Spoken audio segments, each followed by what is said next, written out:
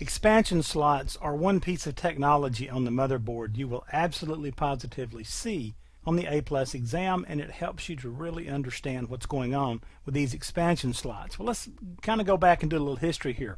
Early PCs were a fantastic new idea. They caught on like wildfire. Everybody wanted one. But these things were real interesting because they kicked off a whole new way of thinking about doing business and handling data.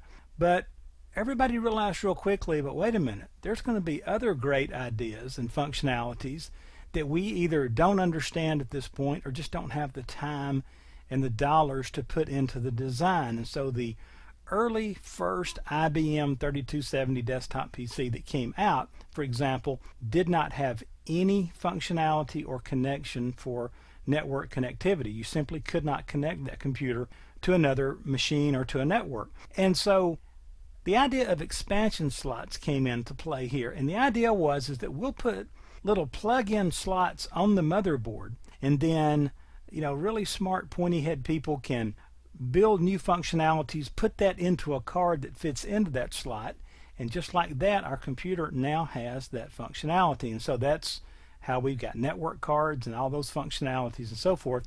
And so that is exactly what expansion slots do. They expand what the computer can do because we can add a little, almost like another small computer into that one. As a matter of fact, that's what most of our graphics cards are nowadays. They have little CPUs on them. They have their own memory. Sometimes they have almost as much memory as the computer itself does.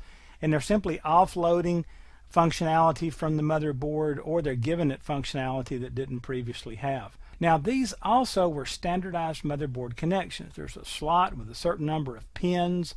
And so if you were a manufacturer, you built your card to fit those pins, and there was all kinds of things going on about the speed that it would run at and so forth. And then additional hardware just plugs into those connections and we're up and running. Well, there are 6 expansion slots you should know for this exam: PCI, PCIX, PCIe, Mini PCI, CNR, and AGP. Now, let's take a look at a couple of these. And by the way, this is a part 1. This will be a 2-part series here because I'll never get all this in without running way over time on you. So PCI, that means Peripheral Component Interconnect. Now, you may not need to know what Peripheral Component Interconnect is all about, but you just need to know PCI. And notice the slot form here. Okay, that's a 32-bit and that's a 64-bit. Real easy to remember. The 64-bit PCI slots are bigger, longer than the 32s. This gives local bus direct access to many components. Now what that meant was they've realized, hey, wait a minute, instead of having the CPU get involved on everything, we could connect some of these expansion slots, say directly to RAM memory, directly to other aspects of the motherboard, and kind of leave the CPU out and just let the CPU throw directions around. It was originally 32-bit, it then became 64-bit. It ran at 133 megahertz and then became faster and faster over time. The secret on PCI slots, they're the white ones when you look at a motherboard. They're very often white in color.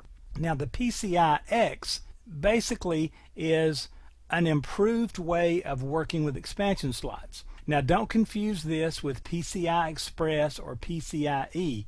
PCIX was a different architecture, a different way of thinking and moving the data around. Notice it runs at 4 times the clock speed of PCI, which in English means that it's generally 4 times faster than PCI. So the same thing happened with expansion slots and the whole expansion technologies, as has happened with everything in computers. Once we got addicted to this technology, it's like, okay, we need it faster, faster, faster, faster, faster, and so technologies emerged.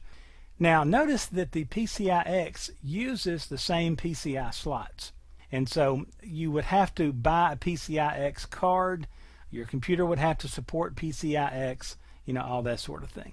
Then we went to PCI Express. Now what I want to do is stop the video right here, and so we'll take up in part 2 right here and we'll continue our discussion with PCI Express.